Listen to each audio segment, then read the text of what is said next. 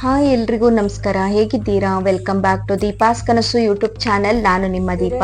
ಇವತ್ತು ವಿಶೇಷವಾಗಿ mango ice cream ಮಾಡ್ತಾ ಇದ್ದೀನಿ. ಸಿಂಪಲ್ ಆಗಿ ಈಸಿಯಾಗಿ ಹೆಲ್ದಿಯಾಗಿ ಮಾಡುವಂತಹ ರೆಸಿಪಿ ಹೇಗೆ ಮಾಡೋದಂತ ನೋಡೋಣ. ನಾನಿಲ್ಲಿ ಒಂದು ದೊಡ್ಡ ಸೈಜು ಮಾವಿನ ಹಣ್ಣನ್ನ ತಗೊಂಡಿದ್ದೀನಿ. ಹಾಗೆ 1 ಕಪ್ಪಿನಷ್ಟು ತೆಂಗಿನ ತುರಿಯನ್ನ ತಗೊಂಡಿದ್ದೀನಿ, ತೆಂಗಿನಕಾಯಿ ತುರಿಯೋದು. ಹಾಗೆ ಒಂದು 7ರಿಂದ 8 ಖರ್ಜೂರವನ್ನ ಕೂಡ ತಗೊಂಡೆ. ಇವಾಗ ನೀವು ಆ 1 ಕಪ್ ಕಾಯಿಯನ್ನ ಚೆನ್ನಾಗಿ ಮಿಕ್ಸಿಯಲ್ಲಿ ರುಬ್ಬಿ, ನೀರ್ ಹಾಕದೆ ರುಬ್ಬಿ, ಅದರ ಹಾಲನ್ನ ಸಪ್ರೇಟ್ ಆಗಿ ತಗೊಳ್ಳಿ. ಈ ರೀತಿ ಮಾಡಿ ಹಾಲನ್ನ ಸಪ್ರೇಟ್ ಆಗಿ ತೆಗೆದು ಇಟ್ಕೊಂಡ್ಬಿಡಿ. ತುಂಬಾ ಹೆಲ್ದಿ ಇರುತ್ತೆ, ತುಂಬಾ ಟೇಸ್ಟಿಯಾಗಿ ಬರುತ್ತೆ. ಮಕ್ಕಳಿಗೆ ಒಮ್ಮೆ ಟ್ರೈ ಮಾಡಿ, ಖಂಡಿತ ಚೆನ್ನಾಗಿರುತ್ತೆ ಟೇಸ್ಟ್ ಅಂತೂ. ಇದು ವೈರಲ್ ಆಗಿರುವಂತಹ ಒಂದು ಮ್ಯಾಂಗೋ ಐಸ್ ಕ್ರೀಮ್ ಇದು.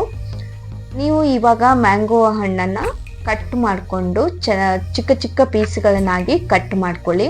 ಕಟ್ ಮಾಡೋದು ಯಾವ ರೀತಿಯಲ್ಲೂ ನೀವು ಸ್ಪೂನ್ ಸಹಾಯದಿಂದನೂ ಕೂಡ ಅದನ್ನ ಕಟ್ ಮಾಡ್ಕೋಬಹುದು. ಇಲ್ಲ ಅಂದ್ರೆ ಈ ತರ ಚಾಕುವಿಂದ ಈ ರೀತಿ ಮಾಡಿಯೂ ಕೂಡ ಕಟ್ ಮಾಡ್ಕೊಂಡು ಅದರ ಪೀಸನ್ನ ತಗೋಬಹುದು.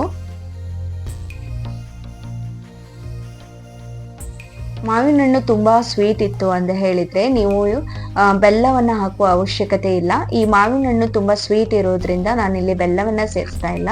ನಿಮ್ಗೆ ಬೆಲ್ಲದ ಅವಶ್ಯಕತೆ ಇದೆ, ಬೆಲ್ಲ ಬೇಕು, ಸ್ವೀಟ್ ಬೇಕು ಇನ್ನು ಅನ್ನೋರಾದ್ರೆ, ಇಲ್ಲ ಮ್ಯಾಂಗೋ ಸ್ವಲ್ಪ ಹುಳಿ ಇದೆ, ಆ ಥರ ಏನಾದ್ರು ಪ್ರಾಬ್ಲಮ್ ಇದ್ರೆ ಸ್ವಲ್ಪ ಬೆಲ್ಲವನ್ನ ಇಲ್ಲಿ ಸೇರಿಸ್ಕೊಳ್ಳಿ.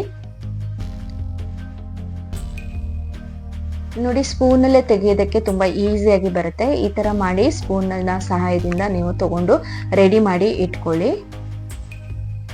ಇವಾಗ ಮ್ಯಾಂಗೋ ರೆಡಿ ಆಯ್ತು. ಈಗ ನಾನು ಖರ್ಜೂರದ ಒಳಗಡೆ ಇರುವ ಬೀಜವನ್ನ ತೆಗೆದು ಸಪ್ರೇಟ್ ಮಾಡಿ ಇಟ್ಕೊಂಡು ಅದಕ್ಕೆ ಹಾಕೊಳ್ಳಿ. ಮ್ಯಾಂಗೋ ಇರೋದಕ್ಕೇನೆ ನೀವು ಖರ್ಜೂರನ ತೆಗೆದು ಸಪ್ರೇಟ್ ಆಗಿ ಸೇರಿಸ್ಕೊಳ್ಳಿ ಇಲ್ಲಿ. ಇವಾಗ ಕಾಯಿ ಹಾಲು ತೆಗೆದಿಟ್ಕೊಂಡಿದೀವಲ್ವಾ, ಅದನ್ನು ಕೂಡ ಇಲ್ಲಿ ಹಾಕಿ ಇದೆಲ್ಲವನ್ನ ಸೇರಿಸಿ ನೀವು ಈಗ ಚೆನ್ನಾಗಿ ಮಿಕ್ಸಿ ಮಾಡ್ಕೊಳ್ಳಿ.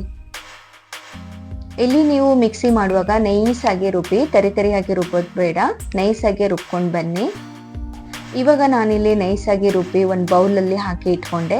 ಹಾಗೆ ಗ್ರೇಪ್ಸ್ ಅನ್ನು ಕೂಡ ಚಿಕ್ಕ ಚಿಕ್ಕ ಪೀಸ್ಗಳನ್ನಾಗಿ ಕಟ್ ಮಾಡಿ ಇಲ್ಲಿ ಗ್ರೇಪ್ಸ್ ಅನ್ನು ಹಾಕ್ತಾ ಇದ್ದೀನಿ. ಗೋಡಂಬಿಯೂ ಸಹ ಚಿಕ್ಕ ಚಿಕ್ಕ ಪೀಸ್ಗಳನ್ನಾಗಿ ಕಟ್ ಮಾಡಿ ಗೋಡಂಬಿಯೂ ಸಹ ಹಾಕೊಳ್ಳಿ. ಇದೆಲ್ಲವನ್ನ ಚೆನ್ನಾಗಿ ಒಂದ್ಸಲ ಮಿಕ್ಸ್ ಮಾಡಿ. ಹಾಗೆ ನೀವು ಐಸ್ ಕ್ರೀಮ್ ಹಾಕೋದಕ್ಕೆ ಒಂದು ಬೌಲು ಇಲ್ಲ ಏರ್ ಕಂಟೈನರ್ ಯಾವ್ದಾದ್ರು ಒಂದು ಬಾಕ್ಸ್ ಅನ್ನ ಉಪಯೋಗಿಸ್ಕೊಂಡು ಅದಕ್ಕೆ ಇದನ್ನ ಹಾಕಿ ಆದ್ಮೇಲೆ ನೀವು 8 ಅವರ್ಸ್ ಫ್ರಿಡ್ಜ್ ಅಲ್ಲಿ ಇಡ್ಬೇಕಾಗುತ್ತೆ. ಆಮೇಲೆ ನಿಮ್ಮ ಐಸ್ ಕ್ರೀಮ್ ರೆಡಿ ಆಗುತ್ತೆ. ಮೇಲ್ಗಡೆ ಬೇಕಾದ್ರೆ ಗೋಡಂಬಿ ಇದನ್ನ ಪೀಸನ್ನ ಬೇಕಾದ್ರೆ ಹಾಕೋಬಹುದು. ಇವಾಗ ನೋಡಿ, ನಾನು ಫ್ರಿಡ್ಜ್ ಅಲ್ಲಿ ಇಡ್ತೀನಿ. ಒಂದು 8 ಅವರ್ಸ್ ಆದ್ಮೇಲೆ ಇದು ರೆಡಿ ಆಗುತ್ತೆ. ಮತ್ತೆ ತೋರಿಸ್ತೀನಿ ನಾನು ನಿಮ್ಗೆ.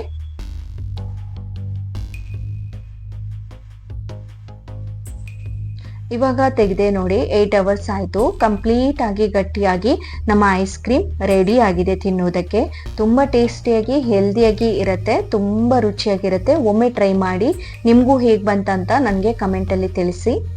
ಈ ವಿಡಿಯೋ ಇಷ್ಟ ಆದರೆ ಹಾಗೆ ಒಂದು ಲೈಕ್ ಮಾಡಿ, ಫ್ರೆಂಡ್ಸ್ ಫ್ಯಾಮಿಲಿ ಜೊತೆ ಕೂಡ ಶೇರ್ ಮಾಡಿ, ನಿಮ್ಮ ಅನಿಸಿಕೆಯನ್ನು ಕೂಡ ಕಮೆಂಟ್ ಮೂಲಕ ತಿಳಿಸಿ ಅಂತ ಹೇಳ್ತಾ ಇವತ್ತಿನ ವಿಡಿಯೋನ ಇಲ್ಲಿಗೆ ಮುಗಿಸ್ತಾ ಇದ್ದೀನಿ. ನೆಕ್ಸ್ಟ್ ಇನ್ನೊಂದು ವಿಡಿಯೋದ ಜೊತೆಗೆ ನಾನು ನಿಮಗೆ ಮತ್ತೆ ಸಿಗ್ತೀನಿ. ಅಲ್ಲಿ ತನಕ ಟೇಕ್ ಕೇರ್, ಬಾಯ್ ಬಾಯ್.